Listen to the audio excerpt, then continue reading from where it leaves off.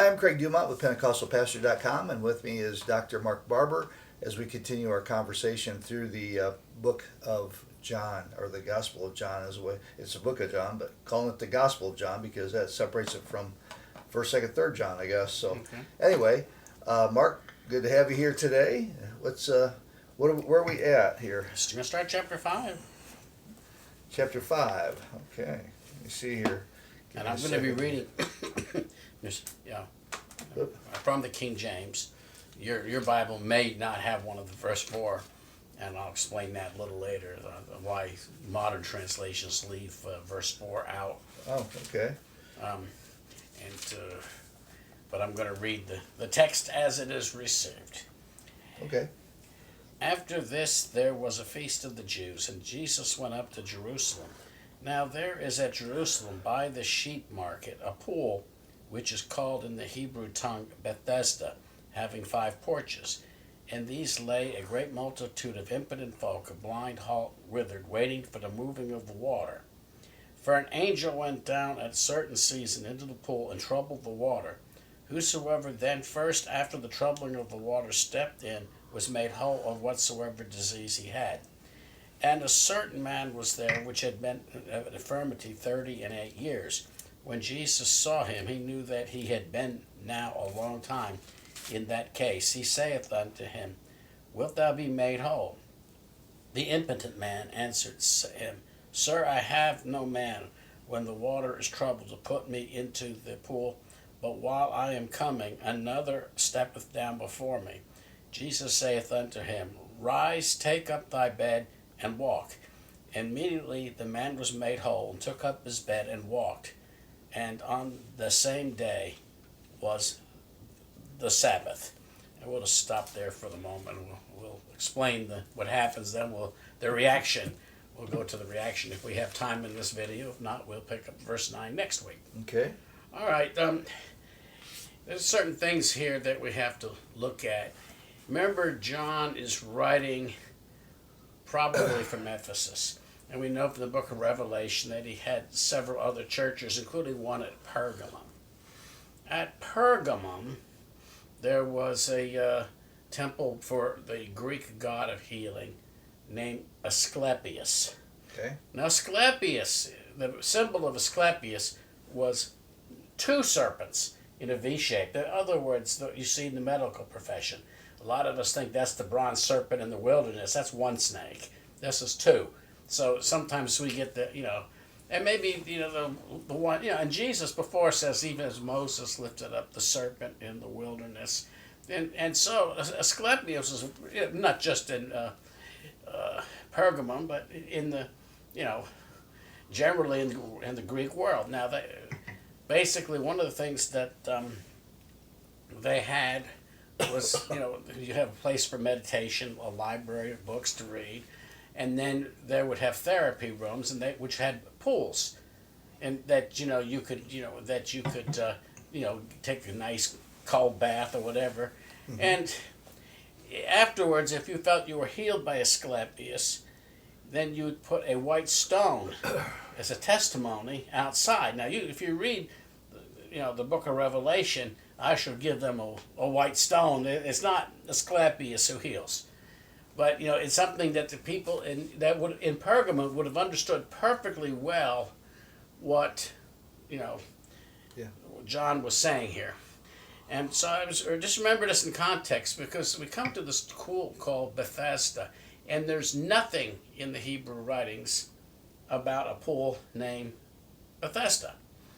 And so one of the things that they finally did find the pool of Bethesda and found out that it was dedicated to Asclepius. Mm-hmm. So he was looking for healing in the wrong place. So if you read Ray Vanderland, that The World May Know series, he has one that covers the book of Revelation and also this text, and it's, I think, helpful. Also, Warren Gage has. Who was one of my professors in my doctoral program at Knox, and so some of this information comes from him as well. So I want to give proper credit. That's not all my thinking, but here it is. You say the first thing says there was a feast of the Jews. we come to now. Other commentators will say the feast. This is what begins what's called the festival cycle in the book of John. We don't know what festival this was. There was 3 festivals in the year. And one that comes next would be the Feast of Tabernacles. Starts in chapter 7. And here we have also know there's a Sabbath. But the whole idea that you have Sabbaths and feasts, there's also later on the Feast of Purim that talk about the Passover. We don't know which occasion Jesus was in for, because it could have been Pentecost. I'm not saying it was. I'm just saying it was a feast of the Jews. In other words, the Jews would present themselves 3 times a year before the Lord. We already had a little bit before. We had Jesus at the Passover. Now, if we were following this thing, let's say, of chronological development, the next one would be Pentecost, and the one after that would be the Feast of Tabernacles, and that's in chapter 7. Now,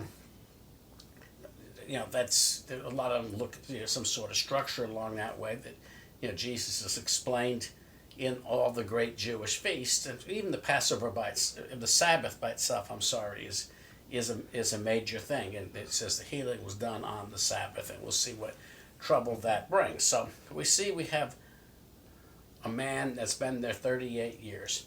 Jesus could take a look, and just remember the word impotent isn't the way we understand impotent today. This basically means that he was semi-paralyzed, that he maybe he has cerebral palsy, or we don't know. We know that he'd been suffering from this from 38 years. Could have had a stroke. So, Mark, let me just. So this is all happening. Where at? I thought At a pool called Bethesda in Jerusalem. It's in Jerusalem. Yes. So what is it? What is a? What I'm saying is that. So, is this what you're saying? Is this a mixing of biblical religion? and then false religion? Is that what we're talking about in Jerusalem? That's what we're talking about. Okay. The last place in Jerusalem, you shouldn't have a temple to Asclepius. Yeah, but that seems to be that's what it was. Yeah, it's got 5 porches. 5 porches, and all that is and that's what seems to be. Now that they found it, because the Jews wouldn't mention it because it wasn't a Jewish holy site. Yeah. It was in fact a pagan. In fact, if you think from the Jewish point of view, the snake is the last thing you want to worship. Right. Now, of course, some of them in the backsliding, back when Solomon's temple stood, that all of a sudden they started worshiping the twisted serpent around the pole, and gave it a name of a god. But and generally, if you start in the book of Genesis and you realize the serpent, that's probably not something which is high on the list of approval. Right.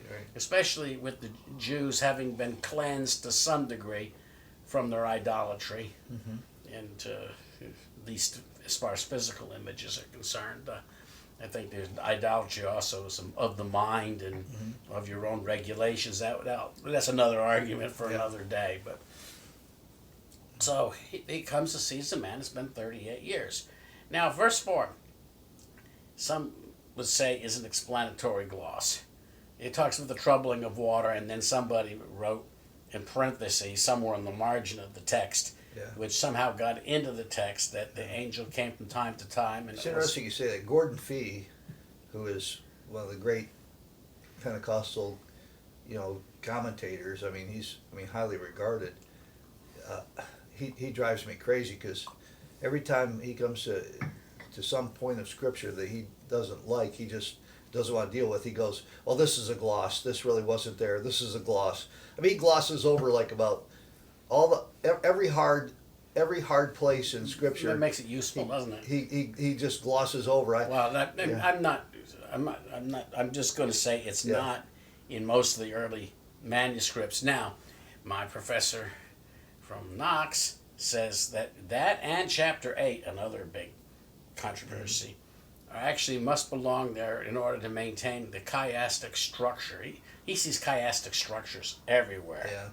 In other words, where the ends work towards the middle. The outer elements, then it works like this Right. in the middle, and he has a whole litany. He finds chiasm and double chiasm and inverted chiasms and everything, every chiasm imaginable. Maybe he's a brilliant man. I mean, he's he strange mix. He got his first degree from Dallas. Yeah. Then he got a law degree. Then he went to a Catholic university to get his doctorate in theology. So he's a look, very, very smart man. I'm not. Oh yeah.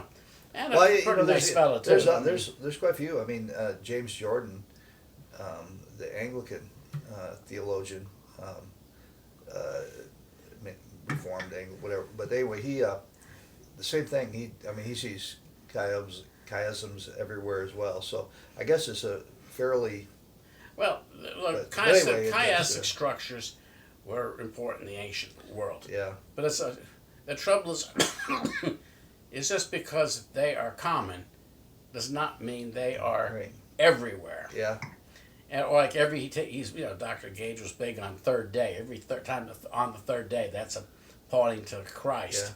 Well, maybe it's on the third day. It was on the third day. Maybe it doesn't. Even though you see many places where it does, but that's sometimes the tendency is if it's true in one place, it's true every place. Ray Sutton wrote a book. It was a phenomenal book. In fact, I'd recommend everyone read it, no matter what year. Sutton, I believe, came from Reform. Maybe he was Anglican. Can't remember which. But anyway, he wrote a book called "That You May Prosper." It was, and in it he comes up with the the theos thing, THEOS, which stood for transcendence, hierarchy, ethics, oath, succession, and it is a phenomenal book. But he takes it through and he shows there's a pattern there through a lot of places in the Old Testament. But then he takes it a little bit too far. He tries to apply it to almost everything. The second half of his book is where he tries to apply it in Matthew, Mark, Luke. And then you end up. It's like if they can disprove one instance, they disprove everything. Well, so you have to be kind of careful with it. But I think Dr. Gage's big thing was the story of Joseph and Judah. By the way, we have a study on Joseph. Just several videos long, but the use of the chiasm, and it was actually a chiasm within a chiasm with another chiasm in the book of Genesis, and I'm not going to, I don't want to get too. But what we would say is that when it really comes down to it, although there are these situations, we are able to discern things. When it comes down to it, ultimately, the Bible is not a systematic theology book. I mean, it is, but it is written in a particular structure. Well, it is. I'm now just saying, but to try to force structures on every just because we find one. Well, I think. Well, if you follow Dr. Gage in the book of Joseph, in the Genesis about Joseph, the verse is when the central verse, the pivot, is where Judah says that I will stand surety. I will, for Benjamin, and I will stand in this place. So, I kind of, and the idea that it's actually through Judah that the Christ comes, and not through Joseph, which you would naturally think, because Joseph was a good man, Judah was kind of a wretch. Well, yeah. But he has a conversion in them, to some degree when he takes responsibility. Yeah, it's I would just say, but you were right. The observation that you made is that if you simply approach these and go, oh, that's just a gloss, that's a really convenient way to avoid dealing with scriptures that all of the commentators. In this case, there's enough from the context of about the troubling of the water, and of course you'd say, well, why would God heal anybody in a pool of Asclepius? The answer is maybe so that Jesus would make a visit there one day and visit this man that was looking for healing in the wrong place. Yeah. He's obviously a Jew because later he goes to the temple. And so what is a Jew doing at a temple looking for healing from a snake god? Yeah. So, and so that's just keep that in the back of your mind. Yeah. So it says, well, that he may have had a stroke and was paralyzed to some degree. It doesn't say he couldn't get he couldn't move. Right. It just It's says slow. that. But he had some physical infirmity that prevented him from making any haste to the pool. And why the first person in, or how the water got troubled. Well, here it says the angel stirred the water, or messenger from God stirred the water, and it must be, and what was the testimony that went out? You had to be the first in the water in order to be healed when it's troubled. Now, Yeah. that's almost bordering on witchcraft, but Yeah. but what do you expect at a place of the snake god? But and I don't know whether about the truth of the statement where anybody that jumped in really got healed, because a lot of these Asclepius testimonies talk about people who suffer from depression and some other psychiatric disorders, and if you have a little bit of faith and you believe you're going to be healed, then those that's what most of the testimonies were. It wasn't something like I was missing a leg, went in the water, and all of a sudden I got my leg back. So and I'm going to say the Bible doesn't tell us, so I exactly what the case is. It says an angel stirred the water. Whoever was first got healed. Yeah. Now that's what that man believed. Yeah. Mark, would you mind if I've got this Orthodox Study Bible here. Yeah. Would you mind if I read just a little bit? And Right. you can give it a critique, but it talks about the discovery of the pool.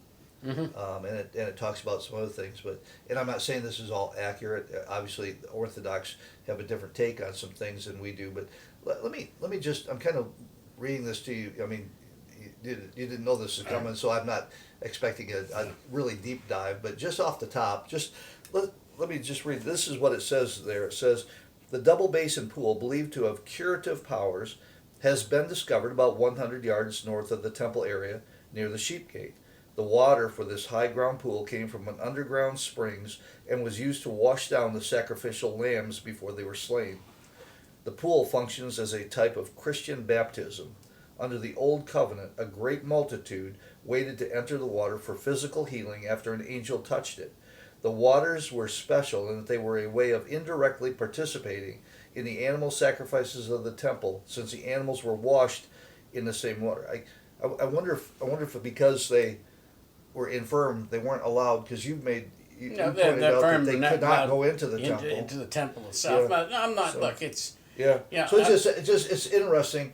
I don't know if that's true or what, but it is interesting, an interesting take about why he might have been there, and why others would have went. I mean, if you're lame, you can't get into the temple, right? Yeah, that's a point. Yeah. But I'm saying that he was there. Yeah. I'm just saying that some of the background, it appears that this, the pool sounded an awful lot like the 5 pools of Asclepius. Yeah. And as I said, it could have mixed. Well, yeah, I was mixed gonna metaphors, say, if I can put it that way. Yeah, that's what I was going to say. They could have, and of course, God can come along and use whatever He wants because everything's His, and might be like the rainbow flag. We got the gays all flying the rainbow flag, and they think that and it's really not. Though. That's God's symbol, and God. They had to add extra colors, didn't they? Oh, I guess so. Anyway, just an interesting note, and I'm glad you talked about that pool, because that you're right about that. And you're also right about the fact that people that were impotent, yeah, were not allowed into the temple. We with the study of Acts, we talked about the man that was waiting outside at the beautiful gate, and it was when he got healed. First thing he did was go into the temple, leap, and praise God. Then he gets arrested for showing emotion. Yeah. Actually the next day I guess he gets arrested. But nevertheless, we have to understand that the biggest problem we have is our willingness to mix God and Baal together in the same, and come up with this composite religion. And that's kind of what the Pharisees did. The Pharisees were into Zoroastrianism. They took some of the Zoroastrian stuff and mixed it in. Yeah. And the Sadducees mixed the Hellenistic or Greek elements in. And everybody's saying we want to have a pure religion, but they're reading it through one cultural lens or another. And I think that's the problem we have. That's an example American Christianity is we see the cross as being draped with stars and stripes. Yeah. And we tend to think anybody who's not an American is not really a Christian or a defective Christian. And There's this just goes to a point of, it just annoys me. In fact, that in my church up in Okemos, we got some Christian flags, some small ones to go on cars, but a large one for our church. I didn't have it in there a lot, but there was, I can't remember what the situation was, but I was putting up the Christian flag, mm-hmm. and I didn't know. Someone pointed out to me that, I can't remember who it was. I can't imagine it been a member. Someone must have, or I might have been telling someone, and they told me that actually the Christian flag in churches, if you put the Christian flag in, you've got to put an American flag in a priority position. I think the Christian flag. What's to the right of the speaker is the American flag. To the left is the Christian flag. Now, what does that metaphor say? Is that, by the way, is that a national thing? Yeah, that's a protocol. Yes, that the American flag is always put in priority. Yeah, I was like, forget that. I'm not doing that. But what does that say? One God under nation. Yeah. Not one nation under God. Now, the worst I ever saw was at Bayside Baptist Church. I don't know if they still have that. They have a 35-foot American flag. Then lower to the other side, they got a smaller Tennessee flag. Then they got a small Christian flag. Oh. On the third pole, and when the wind blew, the big American flag wrapped itself around the other flags, and to where it was completely, so what I'm saying is that that this idea of mixing religions, and this is what we see here, is that we take people have a tendency to take a little this and a little that, and we see that in the Masonic Lodge when they raised the Royal Arch, and used Yabalan, Yahweh, Baal, Osiris is the name of the one God. They also believe that in the monotheistic thing is that Allah, Jehovah, Christ, and that as long as you're faithful to one of them, and you do good works, and you keep the secrets of the lodge, that you're going to go to the celestial lodge in heaven, whatever the case might be. I'm no expert. But I'm saying that's mixing. Yeah. Yeah, and we have to say, what does it mean for Christ first? Now, Paul was, he was proud to be a Pharisee. He still considered the Jewish nation to be his nation in Romans 9. If I could be cut off to save them, I would do it. He goes to pains to say, I'm a Jew and I'm happy. He goes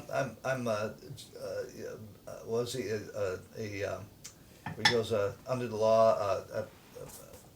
Born under the law. Born under the law. As far as touching the law, blameless, so on and so on. Yeah. But I counted as all lost Yeah. that I might win Christ. Now he was proud also of his citizenship in Rome. I was born a citizen. He tells that to the Chiliarch after his arrest. I was born a citizen. And the Chiliarch said I had to pay a big price. I had to buy it for big money, but I was born free. So but it's the same thing. Is that Christ is first. We have to, that's why I'd rather have no flag in the sanctuary than to have to put the American flag in priority. Yeah. And frankly, I just wouldn't do it. let's look at the truth. Can you fly a Christian flag in a government building, even in a subordinate position? Mm-hmm. Of course you can. You cannot fly a Christian flag on government property. You might be able to fly the Star of David. I don't know. Who knows? Or the rainbow one. Or the rainbow one, for that matter. But the Christian flag, no. And I should just tell you something. Yeah. We don't have the saints on our coins. We didn't have In God We Trust on our coins to 1864. And we didn't have One Nation Under God and the pledge until 1954. 50s, 54. Or somewhere around 54 under Eisenhower. So, we had to be really, really careful. And this is one of those examples that he was in the he as a Jew was really in the wrong place. Maybe he couldn't be, at the temple. I'm not saying that Right. there aren't divisions, separations in the temple that prevented him from doing any better. I'm not. But he does say later, stop your sinning. Something worse is going to happen. Yeah. So obviously, this case, his condition and his sin were correlated. Not unlike unlike chapter 9. Yeah. Which the typical thing is if you're born with infirmity, you become infirmed. It's God's curse. I was thinking of that song, looking for love in all the wrong places. He's looking for healing in all the wrong places. So, Well, yeah. but there's a certain thing about desperation. Oh yeah. And you can just see that 38 years. That's more than an average lifetime. In the average life expectancy, well, somewhere around 40 years. Of course, the thing if you made it to 20, you might make it to 50. You see, in other words, it's a lot of the deaths occurred young and brought the average life expectancy down. Or, accidents in the workplace, being worn out. But he spent, and it seems like he became that way. He wasn't born that way, and so he was there for a long time, and that was his life. I don't know where he had a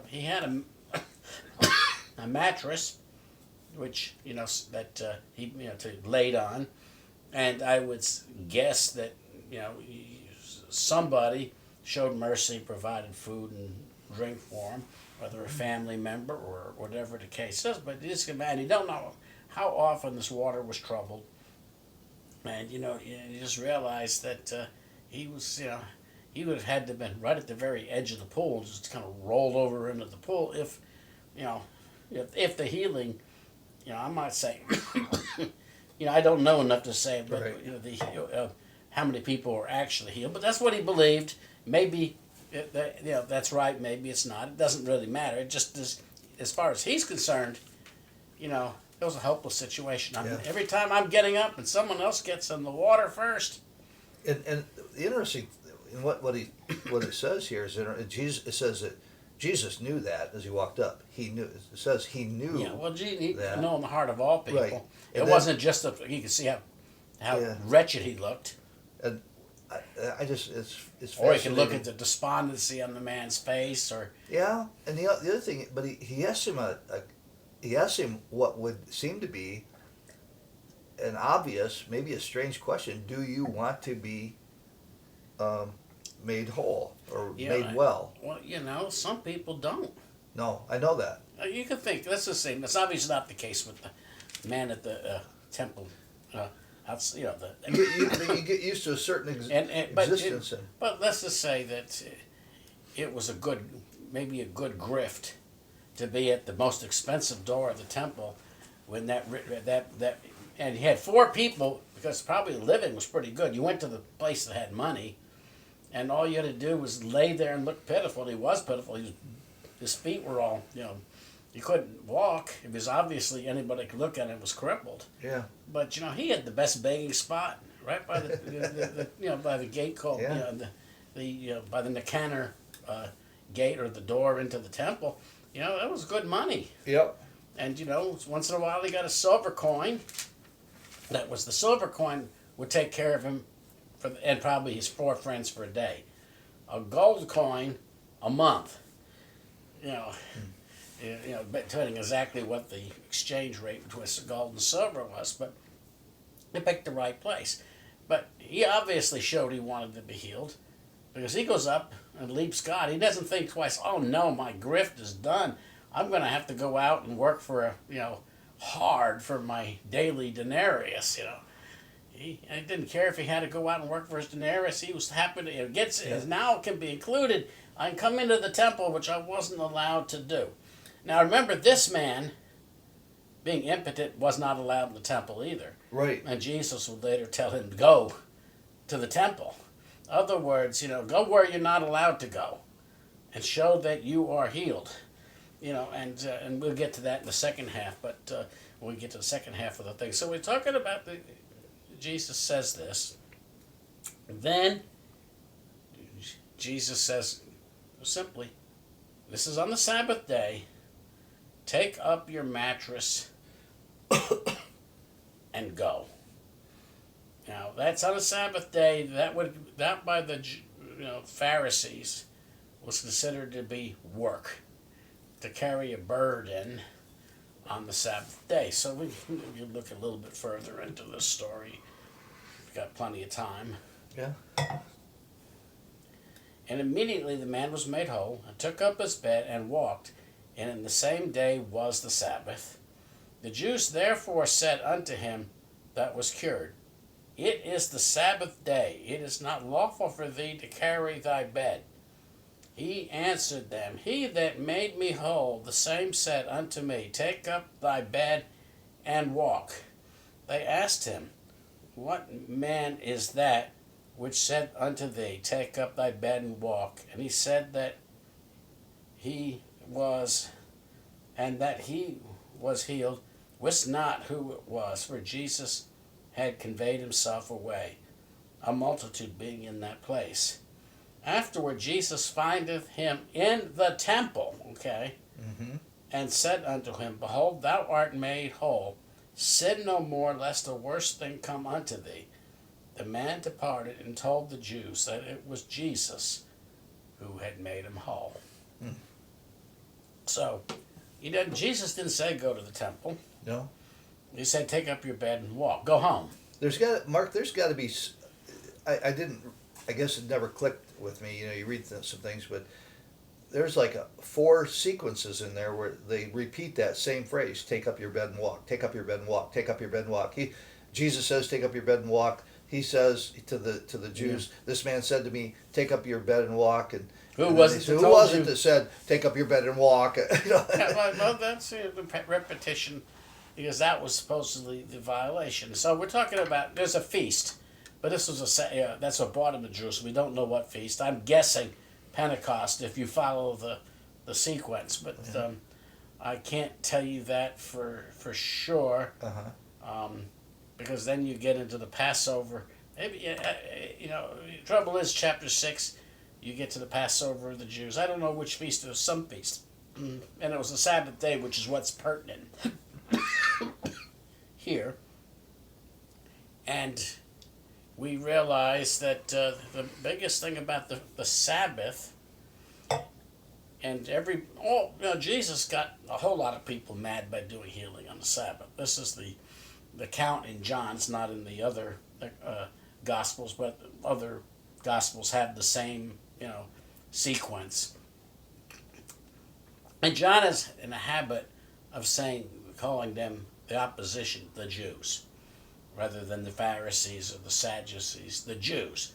If you're in Jerusalem, more likely you're going to run into the Sadducees, but it could be the Pharisees, it could be both. But anyway, they see the man on the Sabbath day carrying his mat. And Jesus took advantage after he was healed. He just kind of melted back into the crowds and disappeared. Now it's interesting. I say this to the man's credit. He now knows he needs to go to the temple. Yeah. Because he has no access to the temple. But he's going to go to the temple. But first they say, they can't corner him. He's got to be declared whole by the priest, right? Before he can do that. It's more with skin diseases, but I would guess the same thing is that, if you come in, weak and limping, or and that's a misinterpretation the Jews had when David took Jerusalem. There were men on the walls, and something was said about even our blind and impotent people can keep you from entering the city.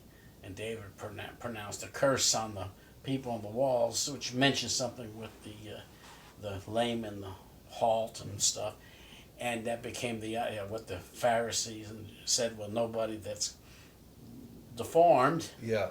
And they can find other scriptures about people that have lost, that had been castrated and other things, couldn't gain access to that temple in Jerusalem. But it's interesting, he goes there, but he gets cornered first by the Jews. The Jews are generic, the opposition, and whatever, particular party they were all united against Jesus by the time it was all over. And John is a little bit more towards the Sadducees, and the other Gospels a little bit more towards the Pharisees. But Jesus was an equal opportunity offender. He offended the religious right, which is the Pharisees, the secular right, which may have some religion too. That were the Zealots, but they were the nationalists. Mm-hmm. And then you had the Sadducees, which were the religious liberal left. And then you had the Herodians, which were the secular left. And he managed to unite them all to have him crucified. You see, it's an equal opportunity rejection. So the idea of Jews, as a whole, tends to be John's, label for them, which includes all of them. So whoever it was, they just say, who told you to do this? And he didn't know who did it. He says, I just know the man told me to take up my bed and walk, and I obeyed. And I didn't seem to care that he'd been 38 years in that condition. Yeah. It would have been better if you just stayed at the pool of Bethesda. He had a place that was not properly Hebrew. Maybe a mixture of, the religions. But certainly a place that might be considered a temple to Asclepius is not he would have left them there. But in other words, it's better to let the heathen be heathen than that they should come and believe and be saved and be made whole. And that was one of the great sins of Judaism. Many Jews believed on Jesus, and they became Christians. And they had a lot of adjustments and struggles to where do the Gentiles fit in, and the church spent a lot of time fighting it. But a lot of them, by the time you get to 65 A.D., you had to pronounce, to go to the synagogue, you had to pronounce a curse on the Nazarene and all his followers. So they were happy to receive Christ as long as an exclusive Messiah to the Jews, at least a good number of them. But when the same privilege was afforded to the Gentiles, they'd rather the Gentiles die in their sin and burn. Yeah. And you see that today in Israel. You have people that talk about the Goyim, and that, we are the master race, and we've been selected by God, and the Goyim. And remember, Judaism today is strongly anti-Christian, especially amongst the Zionist elements. So it's extremely anti-Christian. Now, I'm not saying that doesn't say all people who are Jewish. Right. And I'm not, I don't want to, it's not a blanket thing, but the people who run the show are strongly anti-Christian. The young men come... It would take a study in itself, but the fact is that they were John actually calls them antichrists. If you don't have the Son, you don't have the Father. Yeah. And whoever denies the Son is an antichrist. But these are, let's say, active haters, and they're the ones that are in power, and the young men of the Jewish men come on Sundays and spit on the Christians as they leave the Church of the Holy Sepulchre and other places of worship. It's against the law to convert any Jew. It's against the law to even quote the Bible verse, except in the approved churches amongst Christians, and so on and so forth. The Christians. Now, I will say also that people who call themselves Christians return the favor, unfortunately. Even though the church officially is saying that it doesn't hold. They say Chrysostom, for example, has a thing against the Jews, but it doesn't say they should be killed. It doesn't say they should be. We should live with them, and we should pray that they might be converted, and we should take no violence. Right. But the idea for Christians to go out and incorporate all the Jewish feasts, to at least to Chrysostom, who's 381 A.D., whatever it was, in his homilies, is saying that no Christians should go back to the Jewish religion and mix it back in, because we're Christians, and all those things have been fulfilled. Everything, it's not that there's no need to go back to a temple or to go back to circumcision or to go back to, the Jewish understanding of Passover. It's there for our admonition. There's no reason. We have Christ, our Passover lamb, as sacrifice to us. Now, it's helpful to go back to the 12th chapter of Exodus and read about the Passover, but it's fulfilled. And we have the Lord's Supper in its place, or the Eucharist, or what the Orthodox are called the Eucharist, since Christosum was Orthodox. And so, we come to, that's, I think it's an important thing to understand, that it's that what we were is not important. Where we came from, not important. It's what we are now. We now are Christian, and that everything is written in the Old Testament was written for our admonition, and the people in the Old Testament were saved by believing in the Christ to come. It all pointed to Jesus Christ, and it was fulfilled in Jesus Christ. Jesus says, "It is finished." Of course, he dies. He sacrificed on Friday, and then on Saturday he rests, just like and then on Sunday, Christ rises from the dead, and it's all the sins of Adam are paid for on Friday, and on Saturday there's a day, the kind of day of rest, even though Jesus continues to work. On the sixth but it day, says he rested from all his labors. and then on the seventh or on the eighth day, which comes in types and shadows in the Old Testament, there's a Christ rise from the dead. He's the new Adam and a new creation. Well, on that first day of the week, that he is the first fruits. That was, That's right. Of course, the feast of first fruits. Is the Sabbath after the Passover is the feast of first fruits, and Jesus the first fruits and the dead. Paul talks about. So, but I think the proper way to understand it is the wrong way. Just first of all, but we can say this, Mark. I mean, without getting into a big controversial thing of, God's chosen people and all this stuff.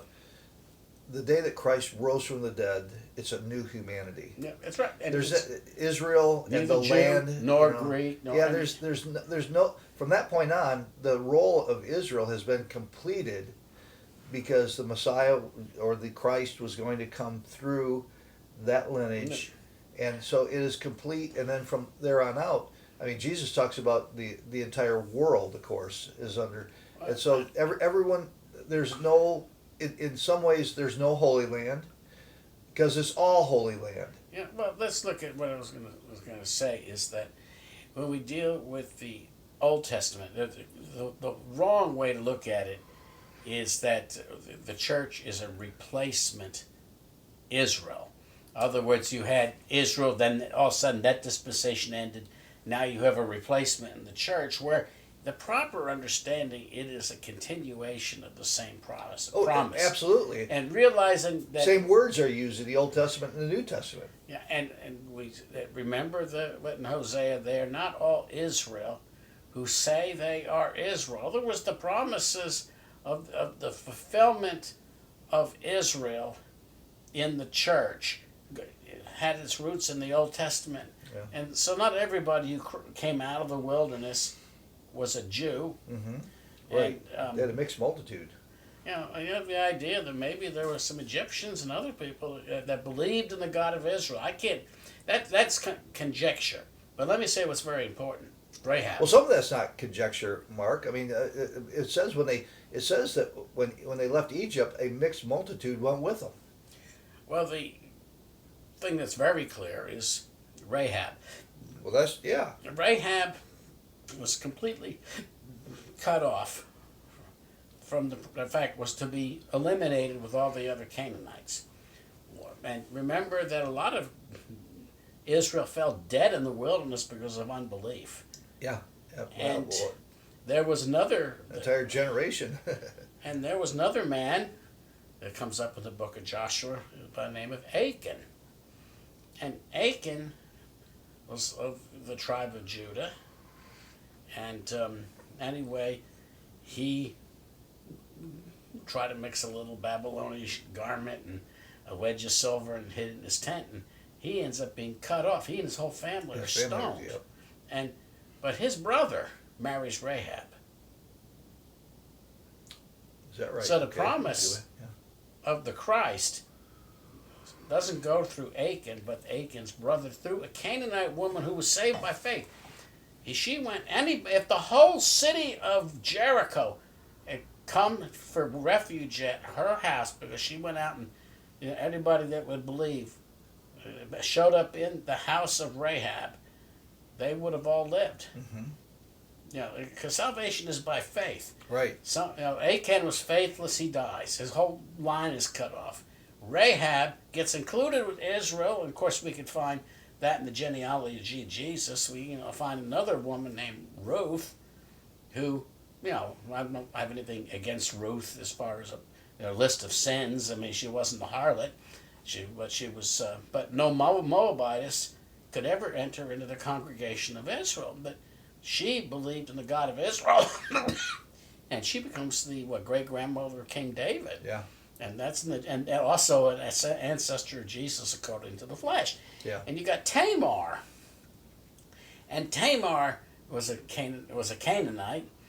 She played the harlot. Yeah. Doing that, she was actually more righteous because Jacob had Right. Jacob cut her off and not giving the third son after the first two died. Yeah. But anyway, she's included in that of Israel, and then we know that Bathsheba. It was Jake. It was oh my gosh, Tamar had she played the harlot with oh my gosh, I'm drawing a blank. Mark, help me out here. Tamar played with Jacob, not Jacob. Not Jacob. I'm trying to Judah. Judah. There we go. Sorry, Yeah. my brain was just All right. it's not functioning. But so it's interesting because she has a child with Judah. Right. And Judah. Actually, twins, I think. Yeah, Judah's gonna kill her because he says that's but he had committed the same sin. And he goes and the good Then he thing realized is that you're more righteous than I am. That's right. Yeah. That's so but the fourth one, Bathsheba, she had a Israelite name, but she was married to a Hittite, Uriah the Hittite. Hittites were supposed to have been one of those 7 ites that were supposed to have been killed. He shouldn't have even been there. And you notice the way it says with her that had been the wife of Uriah the Hittite. Doesn't mention Bathsheba by name. Now, the thing is, if her husband, she died without child by her husband, then there's this idea of what's called a strange form of Levirate marriage. Yeah. That David, in a sense, the children that he bore through Bathsheba actually were Uriah's. By custom and law, not obviously not genetically, but obviously genetically a son of David. But so we realize in just the genealogy of Jesus, you've got Jew and Gentile. Mm-hmm. Now remember, Judah. If you're a descendant of Judah, you are half Canaanite. You are half Gentile, because at the first generation. So you have to realize, and when it talks about the idea there's no ultimately racial. So what is Israel? Well, that's the big question. And of course, the Bible, the New Testament, clearly shows that Israel is those who had the faith of Abraham, that believe in the God that Abraham. Now, but let's make a point here, though, that we understand that Israel, as a congregation or as a people, play a huge. It's indispensable because God said it's indispensable up to a point, because Jesus says, "I come to the lost sheep of Israel." It's first to be preached to Israel, and so there is an incredible significance, because this is the promise that has been narrowed down, and then but once it's fulfilled, it's fulfilled. By the way, all the land promises to Israel, to the Jews, were completely satisfied in Joshua's time. It talks about how that God gave them the entire promise. Well, I didn't see anybody collecting at the Euphrates at the Nile. Remember, which is what the Greater Israel Project Right. is. But But also But realize it says that all of but those also land remember the promises were inheritance fulfilled. of that Canaan was nullified by the disobedience of the children of Israel when they were taken into captivity, in the Assyrian captivity, and that was never returned. Mm-hmm. Now we look at Judah, Benjamin, and Levi, and they did in small numbers compared to they only a few thousand actually came back, to Jerusalem and Judea. So, part of this fulfillment of they call it the 10 lost tribes of Israel, they've never, at least as far as we can see, Right. returned. And so it doesn't mean that their seed, they mixed with the Gentile seed, and that the Samaritans probably have some mixed blood in them, and frankly everybody in the world ever a couple thousand years also has a little bit of Israelite genetics in them. Some very little, some more, but it's it's virtually all, if you understand anything about the genetics. So just saying, this whole argument now, you see, this that we talked about, getting back to where we were, about this idea of mixture and religion. Now I want to do one more thing, talk about the Sabbath idea. In 6 days, God created the heavens and the earth. And the seventh day, he rested from all his works. Right. Now, for God, that was a sense of contemplation, looking over everything that he had made and pronouncing it very good at the end of the 6th day. But the 7th day was spent, because God has to maintain order. Even the Jewish people believe that God works on the Sabbath, which means you can't accuse Jesus of being a Sabbath breaker, because he is God, and they all realize. But they weren't going to accept is that Jesus' claim to divinity. That's going to become the big fight in the Gospel of John, and cause of them trying to stone him. And we get to chapter 8. When we do, it becomes important to understand that Jesus had the right to tell anybody to take it up, and he created, in Jesus and the other Gospels, he created Sabbath for man that they might have rest. You think of the one case of the woman who had a withered hand. Now, Jesus said, he just said, stretch forth your hand. He didn't touch anybody. He didn't do any work. Mm-hmm. She did something she couldn't do. But he says, the whole idea of the Sabbath, you got an ox or an ass that falls in on the Sabbath day, once you pull them out, it says the idea is the Sabbath is to give rest to people who have no rest. This woman was bound for all those years, and now she's got rest. For this man, 38 years, in labored 38 years. How many Sabbath days and all that he had no rest? Well, and of course today we're the same way. We strive until we accept Christ, who is our Sabbath. Then we come to find our rest in Christ. The sense of Sabbath. In a sense, we're all like the Sabbath. Remember the book of Hebrews: "Remaineth the Sabbath rest for the people of God." Yeah. And sometimes we have to realize that because of today's work schedule, it's hard sometimes. Some people have to work on the Sabbath day, and and I'm thankful for, especially for doctors, nurses, and ambulance drivers, and well, but also remember that there was all sorts of exceptions that God gave. For instance, if your ox or fell in a ditch, to leave that animal in that ditch was to break the law. Well, that's it says take that. Jesus, of course, the Pharisees kind of had to grudgingly accept the principle of it, and the fact that you have to you do all your divine service. You sacrifice on the Sabbath. You circumcise a man that's on the Sabbath day, if that's the 8th day, so that the law might be fulfilled. So, but the idea is that there remaineth a rest. I'm talking in the Christian terms. Sabbath rest for the people of God. Sometimes, because of the way things are in this world and schedules, you end up having to work on a Sabbath day, and that A Sabbath day is meant for your rest to refresh your body, and also, if possible, your soul. So that, and that's why I still hold Saturday being the Sabbath. In a perfect world where people work 9 to 5 Monday to Friday, that Sabbath ought to be the day you go and fish or whatever, or take a little time. Sunday is the first day of the week. That, in other words, you're giving first fruit. You're giving God the best of your time, and not what's left of your strength. You give God you give of your best to the Master. That's why I hold. Yeah, we come together on Sunday because it's the beginning of the work week. We rest on the Sabbath, which is Saturday, by I reckon. And I'm saying in a perfect world, obviously, it wasn't even a perfect world in Jesus' day, and we can see that the disciples have come back from their first mission tour, in the Gospel of Mark, and they were all excited and energized. Then they heard that John the Baptist had been beheaded, and you can just see like this. And Jesus looked at them and says, "Let's go apart to a desert place and rest for a while."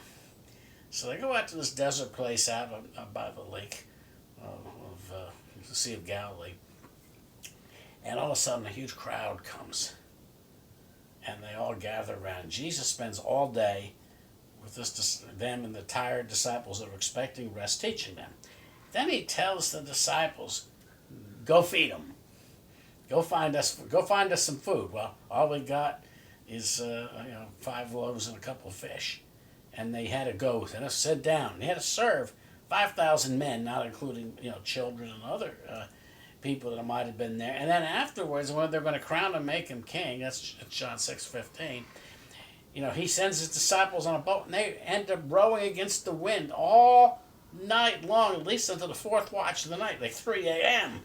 Before he comes to the walking on the sea. And you say, "No rest for the weary." That's so. Sometimes in the Christian service we come to times that we are spent, and we don't get the rest we ought to. Right. But every Sabbath we take. And we should do best to maintain our temples, to get rest, and to make the best of it in a world that's sometimes difficult to get rest. And then we realize there remaineth a Sabbath rest for the people of God. Let us labor that we might enter into that rest. So we know that if we don't get our rest now, and by the way, I'm not saying you shouldn't. I'm just saying sometimes you can't. Right. And just realize that, every Sabbath we do take reminds us of the Sabbath rest in heaven. Right. When we can say that our works are completed, even as, God completed his works of creation, which may I say that we are completed in the new creation as well as our works down here are completed. It's him. He completes his work in us as part of the new creation. So, so we have the Sabbath, Sabbath part of this. I wanted to bring that was the second element that we have here in this text. So we're gone through with the Pharisees' reactions and everything else, and he comes back, and it was Jesus. He told them it was Jesus that had healed him. And Jesus, by the way, found him in the temple and says, "Go your way. So, sin no more. Something worse is going to happen." So then we talked about the idea that sometimes, your infirmity is a punishment for your own sin.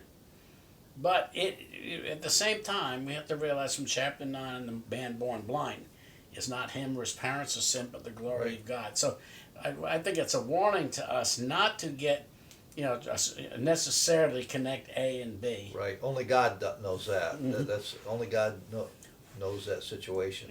Certainly we shouldn't sin. Right. And certainly we do realize that there's a direct connection between sin and health. There's also a connection between the person who gets possessed by a demon and then doesn't refill it. So it's emptied out of demons, but instead of being filled with the Spirit, or being or you end up with then, 7 times the demons. then he comes back and he brings more with him. So Well, so I mean, so there is that warning. I just wanted to deal with all the points that we can. Yeah.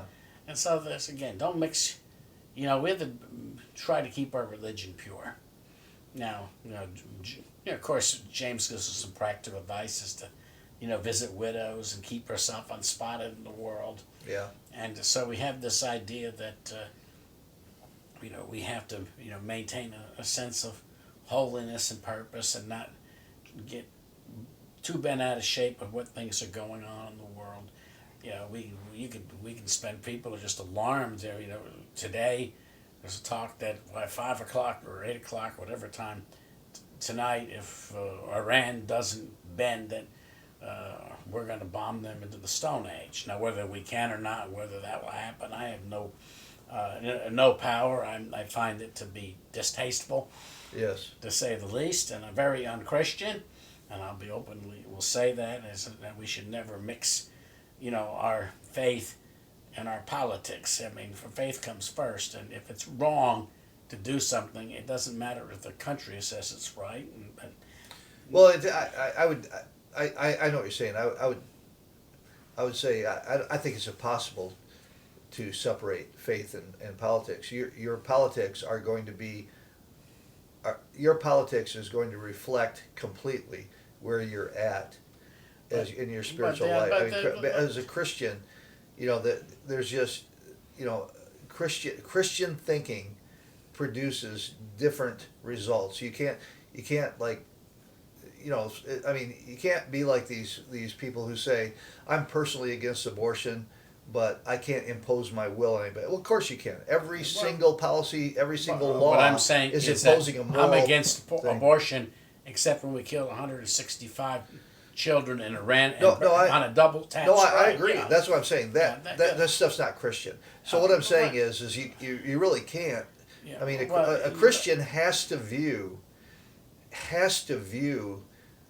actions overall in terms of what God's word says. No. And if we just say I'm not going to get involved in politics, and then we leave it to the the evil people. Well, when I say involved in politics, if you don't, But the problem is, if your politic doesn't come from God first, well, that's right. Okay. Politics worthless. Yeah, I agree with that. And absolutely. that the idea, thinking that earthly means are should be used all the time to try to correct earthly wrongs. Now, right. The one thing is, the government is actually set up, supposed to do that, right, Mark? I mean, they're considered all ministers. Governments ministers are supposed to minister and establish justice, punish the evildoers, absolutely, and reward those who do well, or at least not hinder them. That's right. I mean, that's obviously. But I'm saying this idea is that it has to flow from God first. Absolutely. And if the government does something which is contrary to the Word of God, you get to the words Peter says we must obey God rather than men, and be willing to suffer for it. In other words, not take up arms against the government, but be willing to suffer and to bring testimony. There's nothing wrong to say that. John the Baptist is an example of that. He says, "It's not lawful for you to have her, Herod, your brother's wife." Actually, it was not just his brother's wife; it was his half sister who was his brother's wife. I mean, the Herods. I mean, inbred to the nth degree. Yeah. But you see, he was willing to make a stand, and he paid for it with his life. So I'm not saying that we shouldn't be prophetic and that we don't need to speak to the world, but we have to realize that the weapons of our warfare are not carnal, but they're mighty through God. Right. And that's what I'm saying. How do we deal with it? Well, obviously, abortion. If you extend abortion, then it's saying that you shouldn't kill anybody's children. Yeah. And I just pulled that out because it was so convenient for politicians to say I'm personally opposed to abortion, but I can't bring that in, and that's such a stupid statement, because every single law we make, every law has to do with our vision of morality and righteousness. You know, So there that, comes so a, they there just comes so a, stupid. there comes Yeah. a time to be the John the Baptist and to stand up and to be prophetic, but you have to realize that you might be standing alone. You Yeah. may be breaking their Right. laws, even though they're unlawful in the sight of God. But we must obey God rather than men. That's right. So whatever we do comes out of that, and not, well, we're gonna, it's okay. The emperor said we should bomb these children in Iran. Well, or whatever the place is. And then all of a sudden we become partakers. Is that we have an obligation to say no, Yeah. because it's contrary to the word of God, and we're willing to suffer and die. We also know the Bible says we should not take arms against the government. They are in God's ministers, and they stand responsible for God for their actions. And maybe we can talk to that. We can speak to power, speak truth to power. But you speak truth to power, sometimes the power doesn't like to hear the truth, Yeah. and you have to be willing to deal with that. But anyway, we will pick up with the ramifications, because now we're going to get to some long discourses, from coming from this event and Jesus' interaction with the Jews over his authority to be Lord of the Sabbath, really. So Okay. anyway, we'll catch you next week. Great. Thank you, Mark.